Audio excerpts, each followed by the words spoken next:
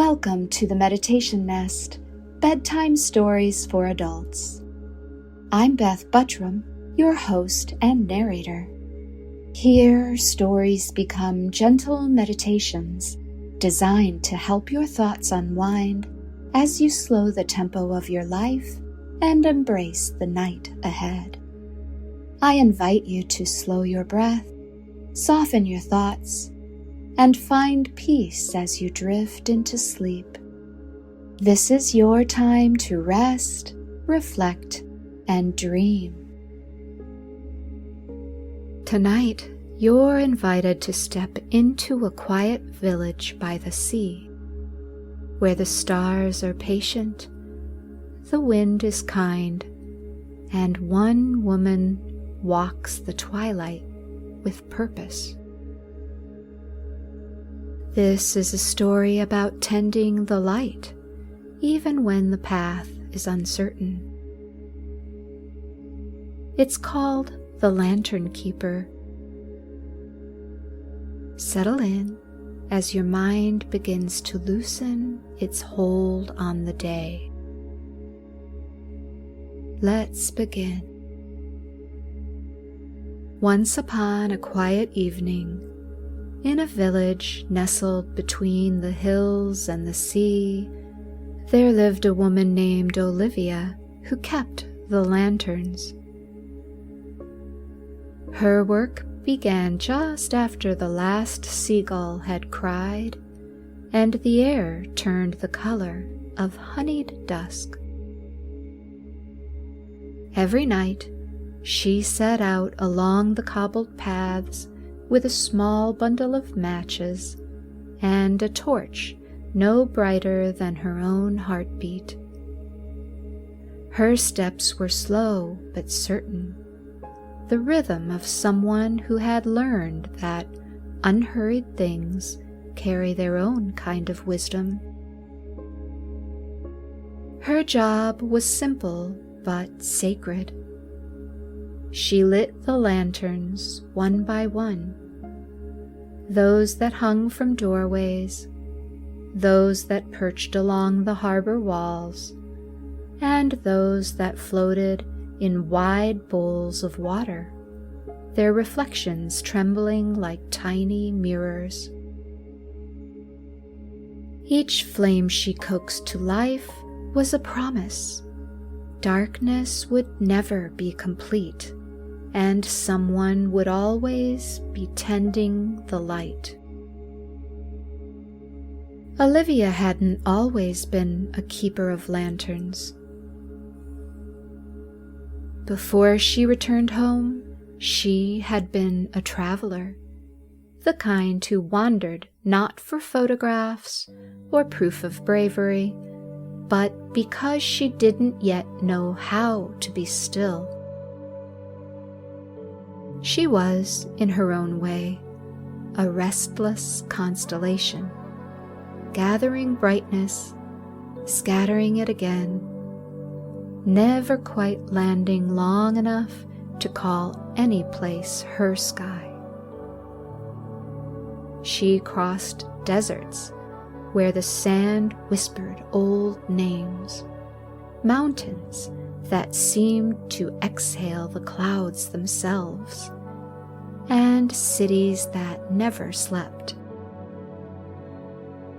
There were nights she slept on rooftops just to be closer to the stars, and mornings when she woke beneath the hum of unfamiliar languages. She met strangers who became friends, friends who became stories, and stories that became parts of herself she hadn't known were missing. And yet, with every mile, she felt a quiet ache. Not loneliness exactly, more like the hum of an unanswered question.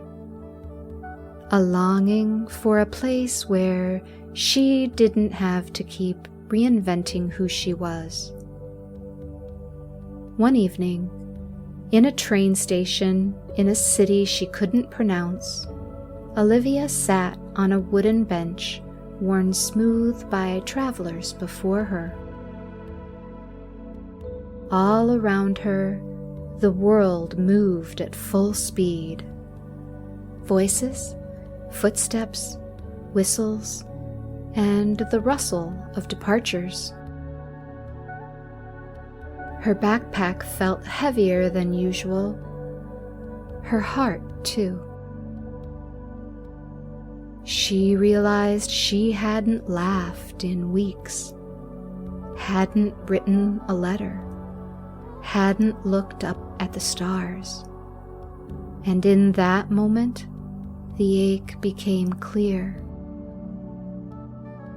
She didn't need more horizons. She needed a pause. That night, she booked a ticket home. When she returned to her seaside village, she was greeted by the smell of salt and rising bread, the cry of gulls, and the cobblestones that always seemed to remember her footsteps. The hills cradled the village as though protecting a secret. And for a while, Olivia simply let herself breathe. Stillness, she discovered, could feel uncomfortable, like a conversation you're not sure how to start. She filled her early days by mending fishing nets, sweeping leaves, and pretending not to notice the silence that followed her from room to room. Then one afternoon, she met the old lantern keeper, a man with a white beard that looked like candle smoke. He told her he was ready to rest and asked if she'd consider taking his place. "It's not difficult," he said, "but it is tender work." Olivia agreed. Her first night on the job, she nearly tripped over her own lantern. But soon, the rhythm found her. The lighting, the walking, the soft hum of the sea, all of it began to shape her days into something quietly beautiful. At twilight, when the sky turned the color of faded violets, Olivia would set out. She always began at the old willow tree, where a lantern shaped like a bird's nest hung low. The artist who had once made it told her, "Even broken things can cradle light." Every time she lit that one, Olivia whispered a blessing for those rebuilding themselves, brick by invisible brick, light by fragile light. Further down the lane, she reached the bakery. Behind it, half hidden by ivy and forget-me-nots, was a rusted lantern that most villagers had forgotten. Olivia never skipped it. "You're still here," she'd murmur each night, coaxing its flame back to life. She believed every light mattered, especially the ones no one saw. In the square, wide bowls of water held floating lanterns shaped like paper boats. Each night, Olivia knelt to set them adrift. Their flames shimmered on the surface, reflecting in small ripples that looked like laughter frozen in motion. Children sometimes counted the boats from their windows, Tonight, she added an extra one for someone who might need it. Tending the lanterns became a kind of meditation. The world didn't stop turning, storms still came, tides still shifted, people still left and arrived. But the act of tending, of noticing each wick, of taking care, became its own form of devotion. Olivia realized she had spent years searching for light out there, never realizing how much of it waited quietly within her all along. Sometimes she'd pass the harbor where fishermen mended their nets in the half-dark. They'd nod to her as she passed, their faces lit by both flame and memory.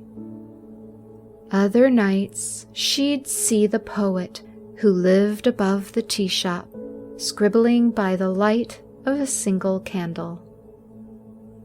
Once she met an elderly woman sitting by her gate, holding an unlit lantern in her lap. "I can't see well enough to light it any more," the woman said, her voice thin but steady. Olivia crouched beside her, struck a match, and watched the flame rise. The woman smiled, her eyes reflecting twin suns. "That's better," she said. "We can see each other now." It wasn't all serenity. There were nights when the wind howled so fiercely it nearly blew out every flame, and nights when grief tugged at Olivia's sleeve without warning. The lantern by the sea was the hardest, set atop a stone pedestal etched with names. She lit it for the ones who had gone and for the ones who had simply drifted away. Each time she whispered, "I light this for you." Her father's name was there. He used to hum while fixing nets, a tune she could still hear if she stood quietly enough. Some nights she hummed it back, her voice blending with the waves. The lantern's flame would flutter in answer, as if it too remembered. One evening, as she rounded the curve near the orchard, she found a boy sitting on a stump, swinging his legs. His face was lit by the faint glow of her torch. "Why do you light them?" he asked. "If the sun will rise anyway." Olivia smiled, lowering the torch so the light brushed his cheeks. "Because even when we know the light is coming," she said, "it helps to see it reflected in small ways. It reminds us we're not alone in the waiting." The boy considered this. "Do you get tired of lighting them?" "Sometimes," she admitted. "But being tired doesn't mean the light isn't worth it." He nodded as though this made perfect sense and ran off toward home. Olivia lingered there a while, the boy's question echoing softly in her heart. The lantern beside her flickered in the wind, and she felt something shift inside her, a reminder that light, like hope, doesn't have to be large to be enough. That night, she took her time lighting the last lantern by the sea.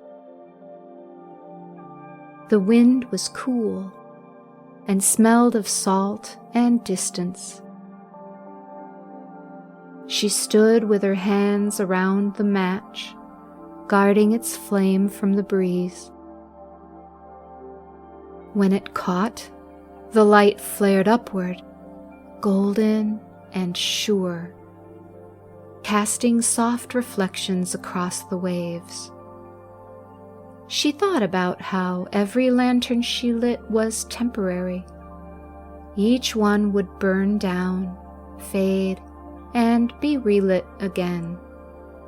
And somehow that made them even more beautiful, because their glow depended on care. Maybe peace was the same way, not a place to reach, but something to tend. She whispered a quiet wish, not for adventure this time, but for calm. The word itself felt like exhaling after years of holding her breath. As she watched the light stretch toward the sea, she understood that tending the lanterns was its own kind of journey, one that didn't require maps or mountains, only presence. In the weeks that followed, the village seemed to breathe easier, not because of Olivia's lanterns alone, but because light invites more light. The baker began leaving a candle in his window. The poet strung small jars of flame along her balcony. Even the fishermen started hanging lanterns from their masts, tiny constellations over the water. Olivia never mentioned it, but she noticed it. Light has a way of multiplying gently. Each night when she returned to her cottage, she'd pour a cup of tea and sit by her own window, watching the last lanterns flicker across the village. She'd listen to the hush of waves and the soft hum of her own heart, steady and content. She thought often of her traveling years, not with regret, but with gratitude.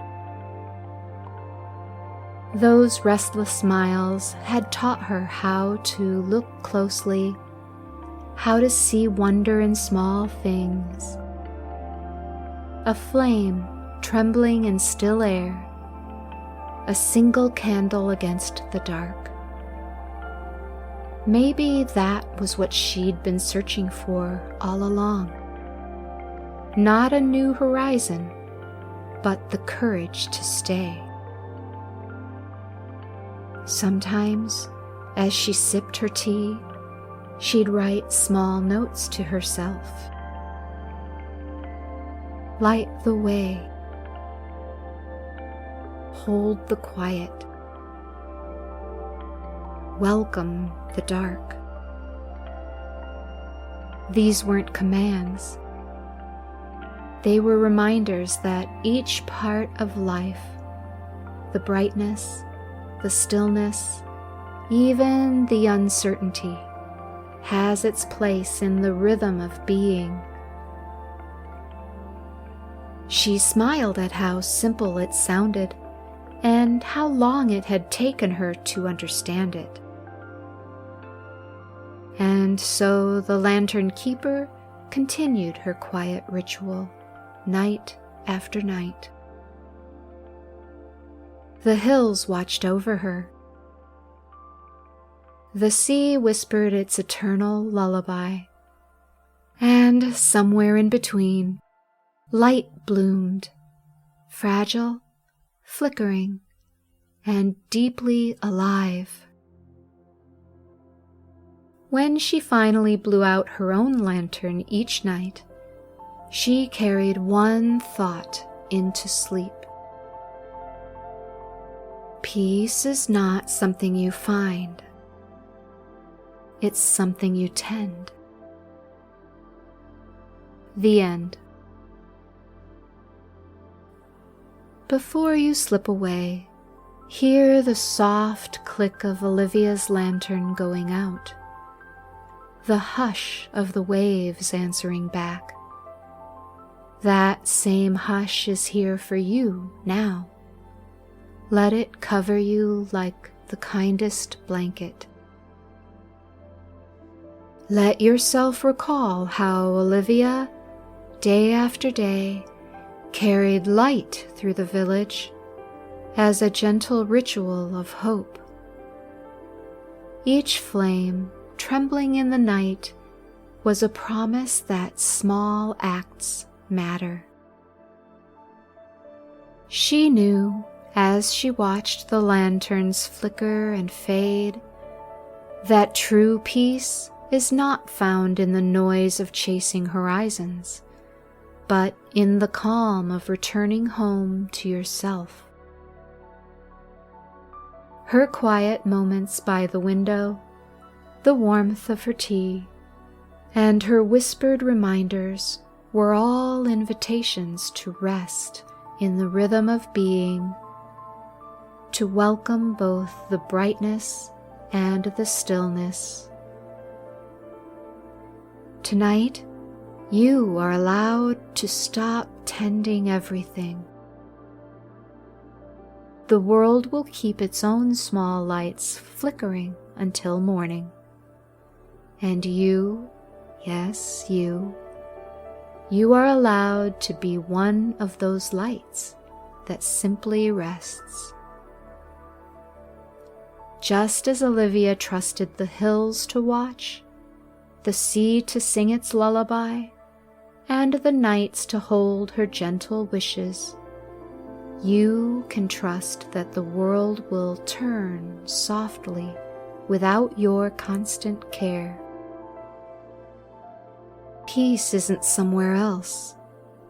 It's the space you make when you finally set the matches down, letting go of the need to always be the keeper of the flame.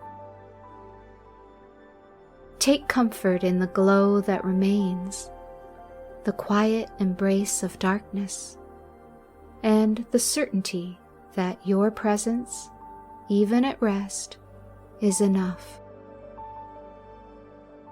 Sleep inside that gentle light, knowing you are held by the same hush that guided Olivia home. Good night. As this episode comes to a gentle close and the world outside grows quiet, may you find comfort within your own meditation nest. Let your mind settle softly, cradled in the warmth of peace. May tranquility wrap around you, inviting deep rest and serene dreams until dawn.